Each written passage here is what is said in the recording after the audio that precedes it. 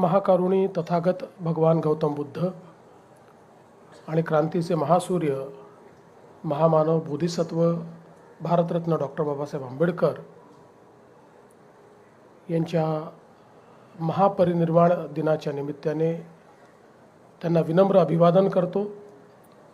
आजच्या या कार्यक्रमामध्ये मंचावर उपस्थित महाराष्ट्राचे राज्यपाल आदरणीय आचार्य देवव्रतजी, आपले लोकप्रिय उपमुख्यमंत्री माननीय एकनाथराव शिंदेजी, माननीय अण्णा बनसोडेजी, माननीय संजय शिरसाटजी, माननीय मंगलप्रभात लोढाजी, माननीय आनंदराज आंबेडकरजी, माननीय आशिष शेलारजी, माननीय नरेंद्र जाधवजी, माननीय संजय बनसोडेजी, अमित साटमजी, चित्राताई वाघ, कालिदास कोळंबकरजी, राहुल शिवाळेजी, महानगरपालिकेचे आयुक्त भूषण गगरानीजी, नागसेन कांबळेजी, भाई गिरकरजी, अमर साबळेजी, श्री विजय सूर्यवंशी, श्रीमती आचल गोयल, श्री प्रशांत नारनवरे, श्री देवेन भारती, श्रीमती अश्विनी जोशी, या ठिकाणी उपस्थित सर्व भगिनी आणि बंधूंनो,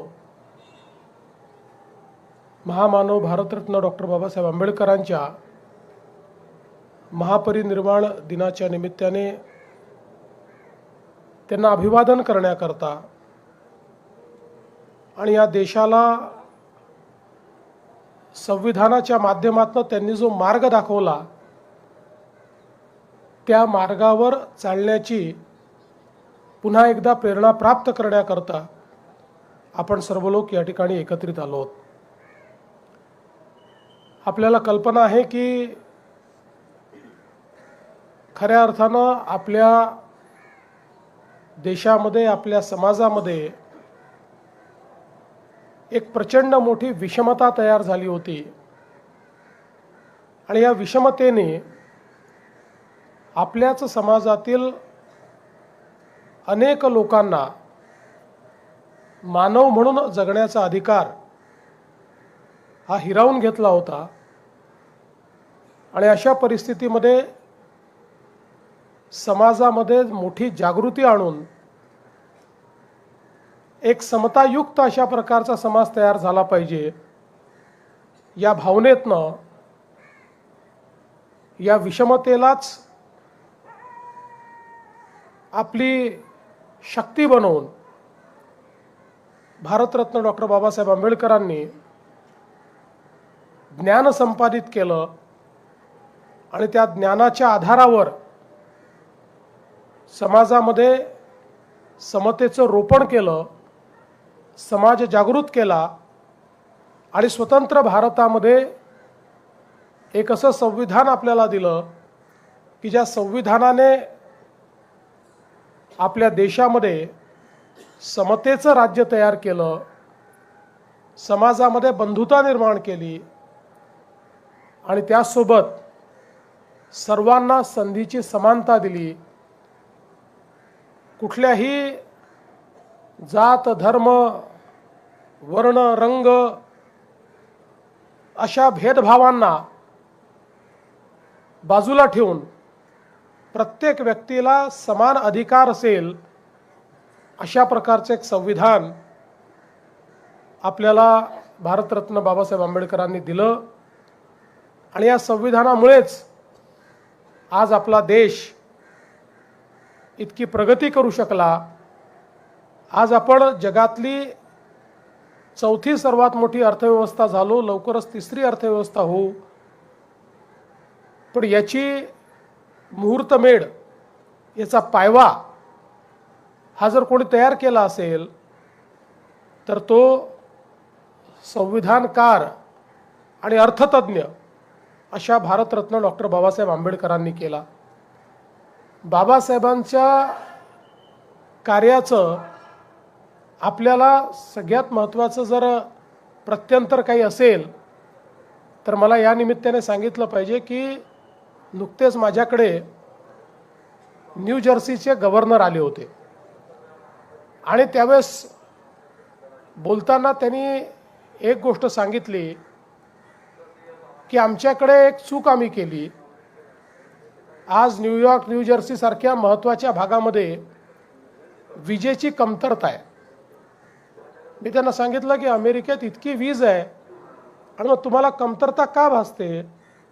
त्यावेळेस त्यांनी सांगितलं की आमच्याकडे स्टेट ग्रीड आहे, आमच्याकडे नॅशनल ग्रीड नाही. आणि मग त्याच वेळी मला हे लक्षात आलं की बाबासाहेब किती द्रष्टे होते. वीज मंत्री म्हणून बाबासाहेबांनी ज्यावेळेस देशामध्ये पदभार स्वीकारला त्यावेळेस त्यांनी पहिला निर्णय घेतला की संपूर्ण भारतामध्ये एक राष्ट्रीय ग्रीड तयार करायची. भारताच्या कुठल्याही भागामध्ये आपल्याला वीज नेता आली पाहिजे. आज आपण पाहतोय की या नॅशनल ग्रीडमुळे भारताच्या कानाकोपऱ्यामध्ये आपण वीज पोचवू शकलो.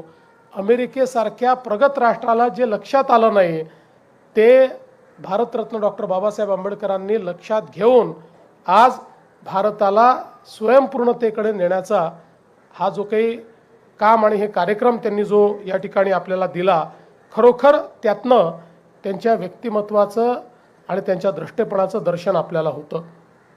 आज आपण पाहतोय की विविध क्षेत्रांमध्ये भारताची प्रगती आपल्याला पाहायला मिळते आणि या प्रगतीच्या पाठीमागे या देशामध्ये जी लोकशाहीची व्यवस्था आमच्या संविधानाने उभी केली, या लोकशाहीमुळे खऱ्या अर्थानं भारत हा प्रगतीकडे चाललेला आहे. आणि म्हणूनच आपल्या देशाचे प्रधानमंत्री माननीय मोदीजी देखील अतिशय गौरवाने म्हणतात की माझ्याकरता कुठल्याही धर्मग्रंथापेक्षा भारताचं संविधान महत्त्वाचं आहे, कारण हे संविधानच प्रत्येक भारतीयाचं कल्याण करू शकतं. आणि इतके वर्ष विधानमंडळामध्ये काम केल्यानंतर आणि एक संविधानाचा अभ्यासक म्हणून देखील मी या ठिकाणी सांगू शकतो की जगातलं सर्वोत्तम संविधान कुठलं तर ते आपल्या भारताचं संविधान जे भारतरत्न डॉक्टर बाबासाहेब आंबेडकरांनी आपल्याला दिलेलं आहे.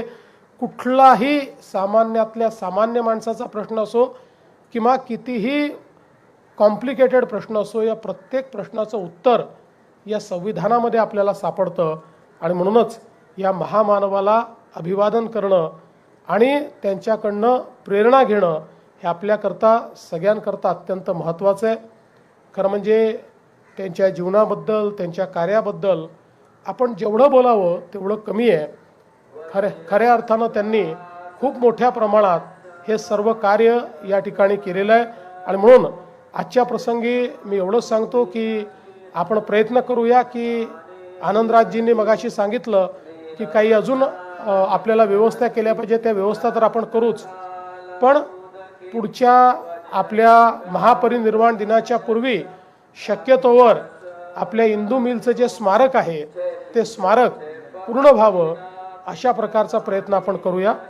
मी पुन्हा एकदा माझं बोलणं या ठिकाणी थांबवतो. महामानवांना या ठिकाणी विनम्र आदरांजली देतो. धन्यवाद.